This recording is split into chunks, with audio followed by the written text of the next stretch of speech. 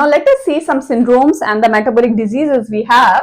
The first condition we see here is cleidocranial dysplasia. Cleidocranial dysplasia, student, is characterized by multiple unerupted supernumerary teeth that you see on the pano. It's a very important feature. And cleidocranial dysplasia, mainly what is happening, you have underdeveloped clavicle or the shoulder bone.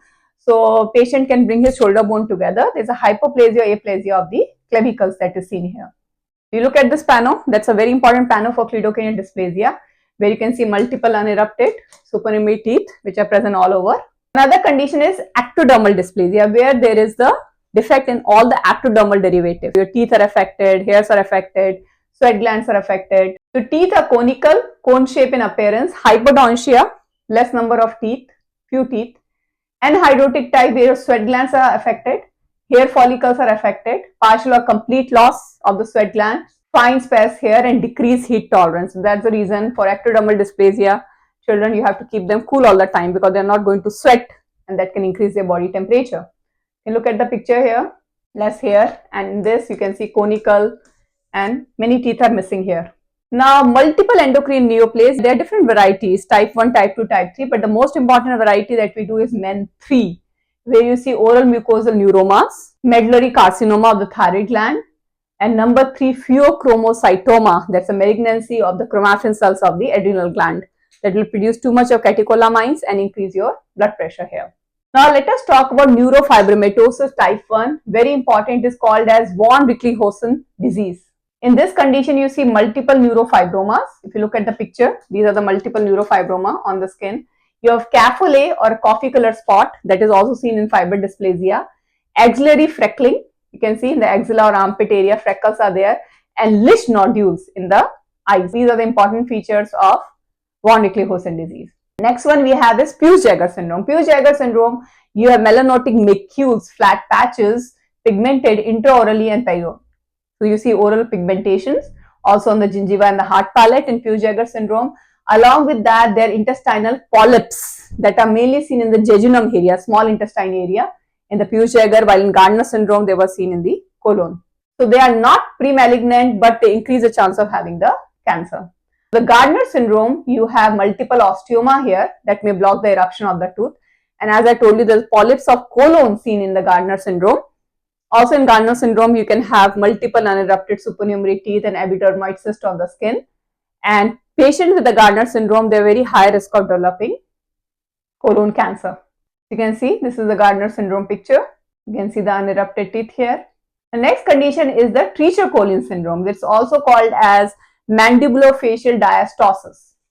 The important features here is deformed ears, hearing loss, coloboma, fissure in the lower eyelid that is seen, and the patient in Treacher-Collins syndrome, if you look at the picture, it's a bird face like appearance because there is a small mandible, hypoplasia of mandible, they look like class 2, and also the malar bone, the cheekbone, they are underdeveloped here. Downward sloping of eye fissure, palpebral fissure, if you can see. Now we come to nevoid basal carcinoma, Gorlin-Goss syndrome, which is characterized by multiple BCC, multiple OKC, calcified false cerebri, rib anomalies, palmar plantar pits, ocular hypertelorism, widely separated eyes, and large head, macrocephaly, and spina bifida. If you look at the picture here. Now the next one that we have here, multiple these basal cell carcinoma, you can see calcification of the false cerebri on the skull radiograph here. You can see the pits on the palm, basal cell carcinomas, you can see all the features of your Gorlin-Goss or nevoid basal cell carcinoma. You can see the bifid ribs here, if you look at the picture. Now we come to multiple odontogenic keratocyst. Multiple odontogenic keratocyst, here you can see multiple OKC, same in your Gorlin-Goss syndrome that we are discussing right now, nevoid basal carcinoma. These are multiple OKC, that's also a feature of this condition. Now student, let us talk about different types of tooth anomalies that can arise. So trauma or periapical inflammatory disease of primary tooth, it leads to enamel defect of developing the permanent teeth. If you can look at the picture here, in this picture, you can see there's a hypercementosis, you see bulky root. As we discussed, you can see it in Paget's disease, hypercementosis, well-defined perial spaces there. In this picture, you can see cementoblastoma. Cementoblastoma, you will see a radio-opaque pattern with a radiolucent rim surrounding to it. And in cementoblastoma, it is attached to the root apex. it will lead to root resorption. Cementoblastoma is actually a true cementoma, while periapical cemental dysplasia that we discussed before was just a cementoma. So cementoblastoma, actually you have a cementoid, a cementum deposit here. Now this is ankylosis. This is your submerged tooth of ankylosis where the root dentine is directly fused with the bone. So pedial space is completely lost here. You have metallic sound and percussion of ankylosed tooth. Now look at this. This is dens evaginatus. If you look at the picture closely, also called as a talus cusp. You can see it on the mandibular premolar as well as on maxillolateral incisor, cusp-like elevation. Also in this picture you can see dens evaginatus. Dens invaginatus is most commonly seen in permanent maxillolateral when you have an invagination, and that invagination can even go deeper and communicate with the pulp. Now atresion we know is physiological wear and tear of the tooth. With aging we have atresion. Also atresion you can see as pathological due to bruxism. Occlusally you will see wear facets on the tooth surface. Abrasion is abnormal mechanical forces like your toothbrush abrasion, while erosion is due to chemicals, like in case of even in reflux disease when you have too much of acid contacts or drinking too much of lemon fluids. Lemonades can also lead to erosion. F fraction is because of abnormal occlusal forces or stresses like occlusal trauma can lead to F fraction. Where there is a flexure, they get formation of Gray's lines, microfractures due to F fraction. You can see the erosion here on the palatal surface. You can see atresion, physiological wear and tear. This is F fraction in the cervical 1/3. You can see wedge-shaped areas.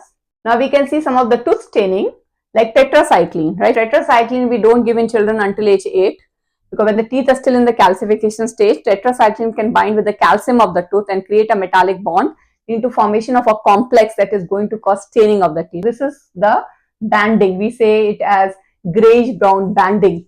That's a tetracycline stain. Amelogenesis imperfecta. We have 3 varieties of it: hypoplastic, hypocalcified and hypomaturation type. Hypoplastic variety can actually be the smooth variety or it can be a pitted variety. In hypoplastic variety, the matrix deposition, the thickness of the enamel is affected, the quantity. But in hypocalcified, hypomaturation type, the quality of the enamel is affected. So you have a soft enamel there which you can easily chip off. Hypomaturation type where also the maturation of the enamel is affected but the thickness is normal. You can see a typical snow-capped appearance in the hypomaturation variety of Amelogenesis imperfecta.